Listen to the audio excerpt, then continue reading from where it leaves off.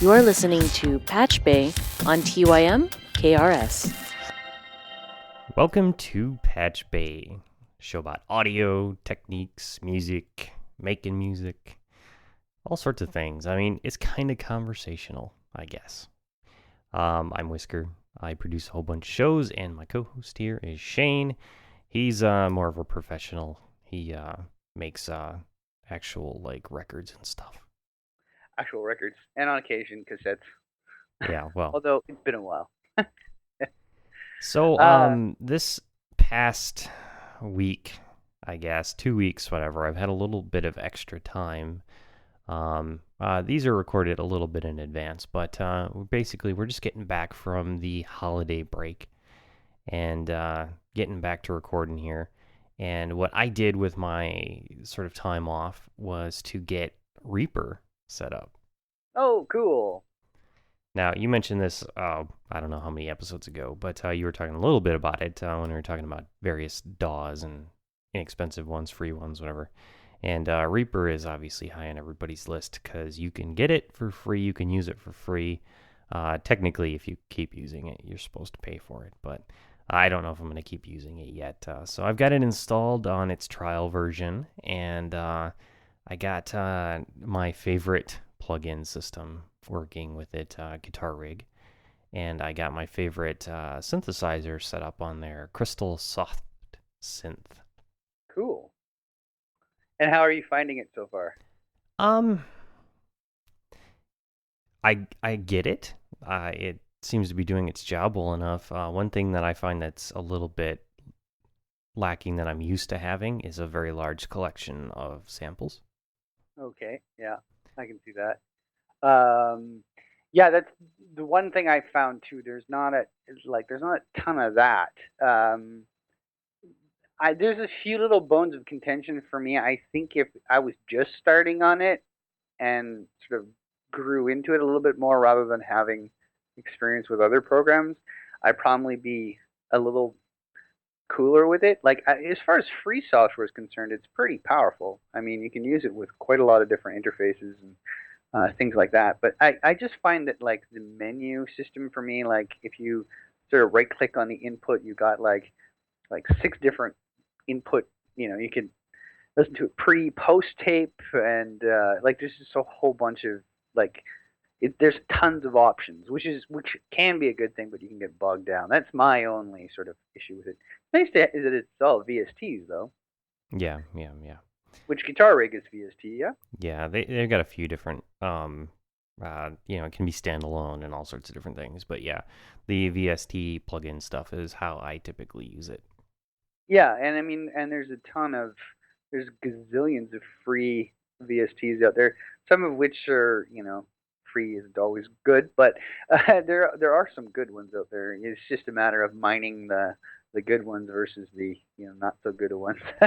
Yeah, that's why I like to mention Guitar Rig and Crystal Soft Synth, because I've spent time digging around and using a lot of different stuff over the years, and those two are very, very much my favorites. I really like them. They both have kind of a steep learning curve to do really advanced things with them, but once you get good with them, it's very, very easy to not need anything else. Mm-hmm. Yeah, well, once if you have software, like you say, if you have software that you know how to use, you can take it to that the not even the limits of the possibilities, but it's nice when you know something that well, kind of it doesn't become a it's not bogging you down, Yeah. And I'm at to the point where with those two that I can essentially use them kind of more like you would use a modular synthesizer or something like that, because I'm not using it in the way that they necessarily intended it to be used. I'm using it to do all sorts of fun low-level trickery. Exactly. Well, there you go. So are you keeping Reaper, or are you deleting it? Well, I think I'm going to keep it on the Windows box in there. We've mentioned before, I've got 2 studios. I've got the one that I use for all of the podcast recording and all that, and that's Mac-based. Because, it's kind of how we roll. But for working Yeah. on this game soundtrack project that I've got going on, I really kind of want to be able to just sit in my office in front of my KRKs and work on it just in a more comfortable way than I can do here in the studio.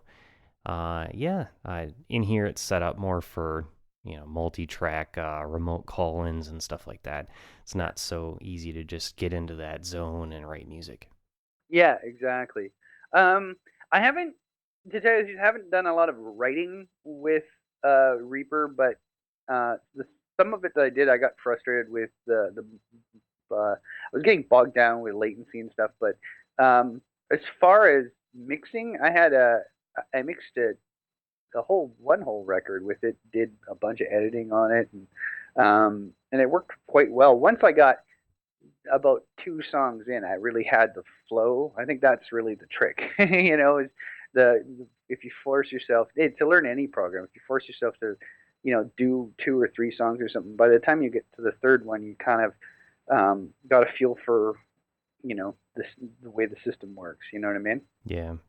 I think the thing that's going to make it a lot more useful for me is just to go through my samples that I use often and sort of export them in a nice clean format and then bring them over there and put them on that system so I've got access to them again. I was gonna say, speaking of which, I've been saying that I was gonna take my sample library and, like, not so much put it in keys or BPMs or whatever, but, like, at least put it in sound effects, and then, these are drum loops, these are bass lines, this kind of thing. But it remains, like, still a mess to this day. Like, it's not just a bunch of files in one folder, but it's bad. And I always say I'm going to do it, but I never do. I just know where to find stuff. You know what I mean? Yeah. Yeah. And the longer you use a system, the more ridiculous it kind of gets. You're the only one who could ever use it. Well, that's part of it. I mean, which is good. It's part of the master of the plan, right? But yeah, I mean, it would. I always keep saying, I'm like, if I just put this stuff in it would make it so much easier. Because then, if I was writing something, I'm looking for a bass line, I'm gonna click on the bass thing, and there we go. Like, but I just can't. I can't for the life of me sit down and actually organize. I'll organize other stuff, but I don't know. it's just one of those things that just doesn't ever get organized. Anyway, I had a funny recording session a few weeks ago, Oh, yeah? which I tweeted a picture of, but we'll get to that afterwards. So this band is quite heavy, and some members are from Winnipeg, some members are from Vancouver. And cool thing about the session was the guy sent me not the SoundCloud link, the Dropbox link on the Friday before the session, and so downloaded everything. And the guy is, I believe he uses Logic at home, but he had everything saved for me as WAV files, and everything was labeled, and the folders were labeled with the BPM, so it was like stupid easy to set everything up. And basically, once I downloaded everything, and just threw it into templates and Pro Tools that had headphone mixes pre-set up, and they walked in on Monday afternoon, we're good to go. Like, which that's just the genius of the internet nowadays, anyway. That workflow has changed a lot in the last couple decades. And then the great thing too is when I was finished, I just export the tracks that we did record. I burned them a DVD to take home, and then I dumped the rest on Dropbox, just so he had here's your backup, of everything in case you want to grab it wherever, kind of thing. And I mean, the guy could probably be mixing it on his iPhone if he really wanted to. But the session went well. It was 3 tunes, nothing completely out of the ordinary. We did some guitars and vocals, and rhythm guitars, lead guitars, and vocals was basically what the gist of it was. There was like canned drums, but we're going to be redoing drums later. It sounds like we'll probably be doing a whole. This is the second record that I'm working on with these guys. But so the guitar, I was going to say the guitar was super straightforward. It was a pod, or it was a Yamaha guitar, and like with those screaming demon humbuckers in it. I think they're DiMarzio. And this guy just loves his Zoom pedal, which thankfully had a speaker emulator in it. So that's well, we did everything just straight like that. So it's straightforward plug and play. But anyway, on to the last bit was during the recording of the vocals. The guy who was singing, I guess we were all sort of chit chatting in the studio, and I always have the talkback mic off when people were recording. But as the day was going on, we're doing vocal take, vocal take, vocal take, just of the same song over and over and over again. So he just like decided to drop his drawers while recording, singing his vocal take, and the one guy in the band managed to take a picture of it and post it on Facebook, and that's their like Facebook profile page. Oh gosh. Guy. Yeah, and the guy blurred out, the front, but I just don't understand why I always inspire male nudity. Now, the real question is, did it help his performance? I think it did, actually. Half of the half of a bottle of vodka also helped as well. Oh, but, yeah. Which may have been the reasoning for the inspiration, the nudity. But yeah, no, I actually thought by the end of it, he was actually singing. This is like basically the last take, and it may have been the nudity. It may have just been the fact that it was the last take, but he was quite a bit more comfortable. And the thing was, because we were all sort of chit chatting, wasn't listening as well as I could have been. So we sat back and listened to it afterwards. Yeah, everything sounded good. So it turned out well considering. But yeah, I don't know why this happens to me. Yeah, well, if somebody's comfortable enough to get naked, then they're probably comfortable in the recording environment and able to get a nice, comfortable take, which I guess is good. Although I'm not sure it was necessary for you to email the photo over to me. Yeah, I'm sorry about emailing it. I had tweeted it and I wasn't sure if you noticed it, so I had to do both. Now I got to block you in 2 places. Nah, I'm sorry. Yeah, no, that's one of those things that, because it's like it's not proof until everybody sees it. It could just be a mysterious studio story. Oh yeah, there was a guy naked in my studio one time. No, this actually happened. Yeah. It'll probably be the friggin' album cover. Anyway, these guys are really good. Their last record they had mixed at the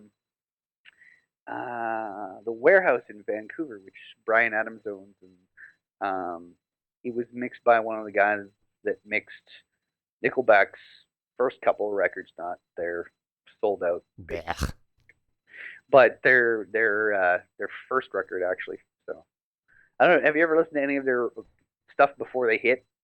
No, I've pretty much avoided them, to be completely honest. That's fair. Yeah, there's a quantitative difference between the two.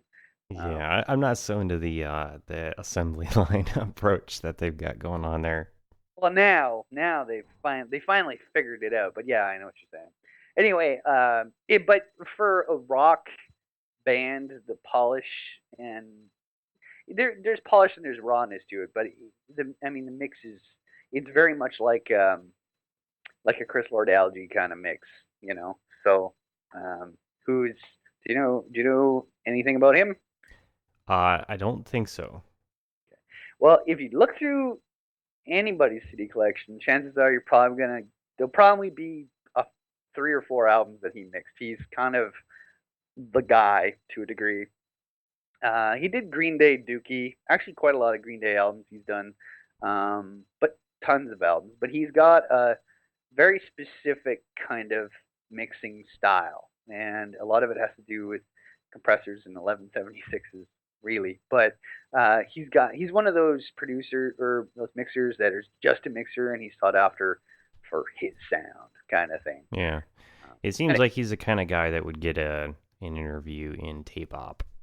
Yeah, totally. Yeah, he's got no offense to him, but because he's got that sound, it's almost like the whole Nickelback cookie cutter kind of thing. Like, it's not that every one of his records sounds the same, but they do have there's a feel to them. But I mean, guy, I don't want to knock him. He's out there doing it, so it's all good, right? But anyway, yeah. Yeah, when you're in that sort of position where these more assembly line operations are seeking you out because they know you can do the job well. It's not necessarily your fault. No, exactly. And I mean, yeah, if somebody's going to pay you to keep doing the same record over and over again, if they're paying you well, I mean, yeah, I guess you can do it for a certain amount of time. I mean, people get paid more money for, doing the same thing, like hockey players, football players. So I guess, yeah, whatever works, right? Yeah. So is there a lot of sort of cross pollination between the Winnipeg music scene and the Vancouver music scene then? Uh, yeah, I think to a degree. There's a cross pollination really across the West. And when I say West, I'm saying basically Winnipeg West. From there, there's pockets of a rock and roll scene in every major city in Canada. The thing is, um, the music scene in Canada, it like in the States, you don't have to drive super far to make it to another big town to play. But in Canada, like from here, from Winnipeg going west, the next big place you can play is 6 hours or 5 hours away. The next big place to play going east is about eight. Uh, so you got so much further distances to go to play these sort of main kind of towns, right? Yeah, there's not a whole lot going on in the middle of the No, country there. no. So yeah, it's like, Winnipeg, 5 hours away is Regina. Then after that, you're hitting Calgary and Edmonton, which is like 8 hours from there. So it's not like you can go down south and go three states down and then turn around, go over one state and come three states back up and hit 10, 12 major cities or decent sized cities. It's not the same idea. So because of that, I think the music industry, um, like rock bands, sort of, they sort of share a little bit. Like, for Winnipeg bands coming to Vancouver, they'll hang out with and sort of become friends with a Vancouver band. So when the Winnipeg band comes out there, they'll play a show with these guys, vice versa, kind of thing. Yeah, it's really cool how that happens. Yeah, it's good community. So yeah, I guess that's really sort of the scene per se. Um, part of the reason why I was working with this band was like three fifths of the band is from Winnipeg, and so it just happened by happenstance that they walked into the studio, and so the other two guys live out in Vancouver. So it's just, yeah, I guess whenever they're together. But these guys write and record. They demo all their stuff from home. They all have little recording systems at home, all different kinds of recording systems. But one guy kind of comes up with the stuff, and he sends the file to the next guy. He throws down the heavy guitars, and then they send it to the lyricist, and the guy just lets it loll around his head till he comes up with parts. And so it's really, they're writing songs not in the same room together, which is really kind of neat, actually. Yeah, living in the future. Basically, yeah. I think it's a really good, and what really kills me is that they've got up and played songs that they've never played together, and they went and played a show, and you know there's a new song on the set list that they've worked out and actually played together. You know what I mean? That's pretty Uh, cool. You get to see them perform it live for the first time that they've First ever time, performed it together. yeah, yeah. So it's kind of odd, but yeah, I mean, whatever works. If you're good musicians, you can pull it off. It's just a matter of running it down at home or whatever with the demo, or getting it in your brain, right? Yeah, for sure. So Winnipeg is actually the closest major Canadian city to where we're at here in Rochester, Minnesota, and yeah, it's still like 700 miles away. And what's funny is I get Rochester Fox HD on my Shaw, on my cable. Wow. Not funny, but that's where my Fox feed comes, is from Rochester, actually, because I'll get your guys' weather reports and your traffic reports and shit like that on the news in the It's morning. Pardon my. interesting. Yeah, Yeah. I always find that kind of goofy. Yeah, no, that would be. Yeah, I guess Winnipeg is probably the closest. I was thinking because Eastern Canada really there's no real big cities till you hit Toronto. Like Yeah, and that's there's over on the some other side of the lakes from here. So, that's the ways. I drove around those lakes. They're not fun. yeah. Well, at least on the Canadian side, anyway. I was looking at the map a while back just to see how far out Winnipeg was from here, and it's the basically the exact same distance between here and Winnipeg as between here and the first town when you cross over between South Dakota and Wyoming, which is a favorite stop of ours when we're out traveling the country. Oh, Because the Ricochet Cafe is there, and they have the best hamburgers in the known universe. nice. This reminds me of Hitchhiker's Guide to the Galaxy So restaurant. if you draw out the triangle, you're technically closer to there than I am. So if you need directions, I got you hooked up. Yeah, okay, no problem. Send me a link. If I ever go down south, we'll hit. I don't think they I have links to restaurants in that part of Wyoming. no. I Oh, think they have you go past the cow prairie yeah, yeah. there, yeah, and then there's a That's the guy tractor, with and at the gas station, where to go find the good burger, kind of thing. yeah, totally. That's like the province west of the Saskatchewan. Let's put it uh, this way: uh, there's like 15 mentions of the place on the internet, and 10 of them are us talking about really it. Yeah, nice. super secret. Now Yeah. the music scene from the west side out up there, um, I don't know if most of the stuff that I've heard is from that side of things or if it's from the eastern side of things. Almost every single piece of more recent Canadian stuff that I come across is like more folk, bluegrass, that kind of stuff. Mm-hmm. Was a lot of um, country music, bluegrass, that kind of stuff.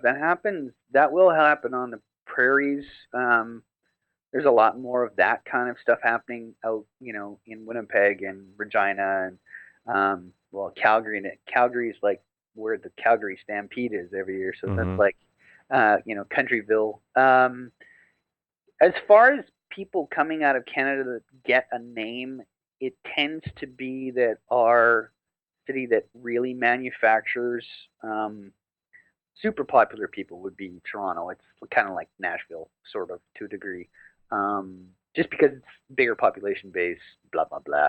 Um, but I mean, as far as music scenes go, I think Winnipeg's probably got the most stable music scene in Canada, other than Vancouver. But yeah, I mean, a lot of that sort of down home kind of music is made across across the farm and prairies. Really, that's Okay, where a lot of that it comes makes from. sense because usually where I'll hear it first will be on shows like A Prairie Home Companion, which is recorded out of Minneapolis here in Hmm. Minnesota. And they seem to have a really good record of finding bands coming out of the Great White North there. Well, there's a lot of stuff that's happening, even in like this is a little bit not so much a smaller scale, but like the Métis fiddling community. There's a lot of guys that are there's guys from like Belcourt, North Dakota, and then there's a lot of guys from Winnipeg, and they'll get together and um, they'll go to Batoche, Saskatchewan. But these guys are playing gigs across the border with each other. So, like one guy will throw sort of a backyard kind of festival, and a bunch of the guys from Winnipeg will come down, and sort of vice versa, because it's really not that far for them. I mean, it's like Yeah. 15, 20 minutes on the other side of the border for us, and once you get to it's 2 hours to the border for me. But yeah, I mean, And I've heard that there's already sort of an existing back and forth community between Calgary and Winnipeg, down to Montana, North Dakota, and stuff, because the rodeo circuit has been in place that crosses the border all the time yeah, for so long that there's already some connections going on there. I think that circle, it's like there's other circles like that too, but there's that circle of people that, it's sort of the same idea as like being a biker. Everybody goes to Sturgis, it's like, it's just one of those things, right? Yep. So I think there's a community of people. It doesn't really matter whether you're Canadian or American. It's, if you're into riding horses or whatever the case is, right? But yeah, I mean, there's a lot of what's funny about it though is and this is I don't know if I've talked about this before, but I remember having a conversation with this one guy I know from Belcourt, and I was telling him about this band called the Tragically Hip, which is a gigantic, huge Canadian band. Like they sell out stadiums in Canada, and he'd never heard of them before, and they've been around for like 20 years, and he's seriously like 15 minutes from the border. Like you'd think you'd get a rock radio station of ours there, but that's what kind of why I brought up the whole it's more weird. country music thing, because it seems like it has more pervasion across the border than the rock stuff, because we really don't get a lot of Canadian rock bands, or at least smaller ones. We don't really hear about them here. It's interesting.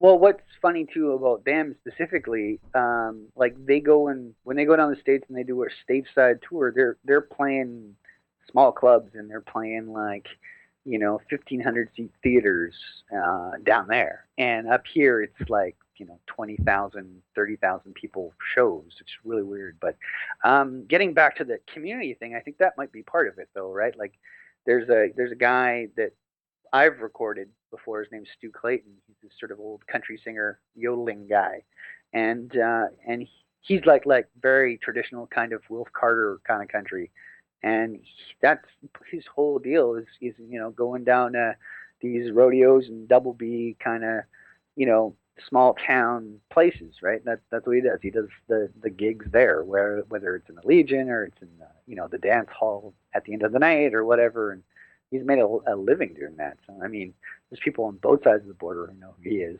and it's just I think it's just that kind of style of music, right? Yeah.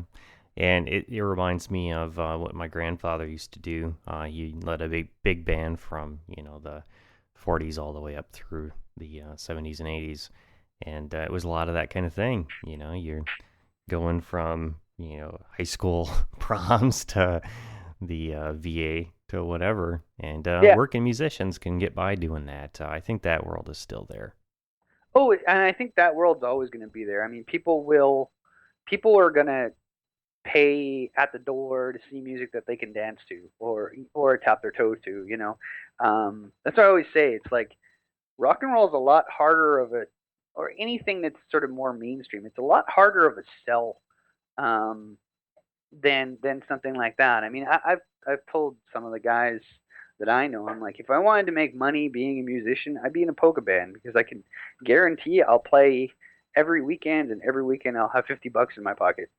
But you can't get that in a rock band. We're lucky if we get $10 for the whole band sometimes. Yeah.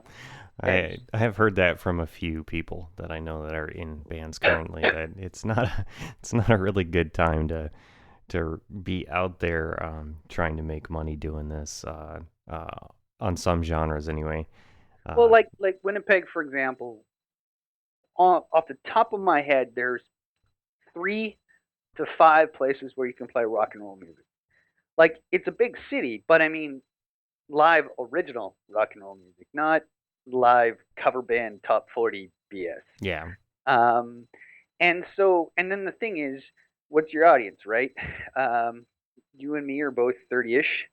How often do you go out Friday, Saturday night and go see bands? Right. Right. And so the people who are going to come and see us are, normally around that same age. Well, there's a lot of people in that, they've got kids. It's hard. You know what I mean? So and being original music, it's even more of a harder sell. I mean, if you play more cover songs and you play stuff that's dancey, that's a whole different ball of wax. But yeah, and that's where I think stuff like folk stuff and acoustic stuff, it opens up more venues, more places to play. Yeah, if because they're not just playing expecting loud, the cover; they're expecting you to show up with something interesting and new. yeah, and I mean, like with us specifically, we used to, and we still do quite a lot of shows where it's percussion and acoustic guitars and stuff like that, and we can play more places doing stuff like that. We still make basically the same money, but we can play more places doing stuff like that, more different types of venues. If you want to just be a big loud rock band, there's only a handful of places that you can go and play, right? So, yeah. Well, as long as you're covering the cost of drinks, it's all good, right? Yeah, and they usually will comp you one or two, which is always nice. How are we doing on time? We're out of time. That's what I thought. Thank you everyone for listening this week. We'll be back next Friday with another episode of PatchBay. So patchbay.tv is where you can find us. We put up pretty much every week. I mean, we took a week off for the holidays, but other than that, every week. And you can listen right there on the page, or you can have it automatically download to your phone for listening to it on your commute, your iTunes, whatever you want to do. There's a lot of options there. It's really easy. We'll see you guys next week.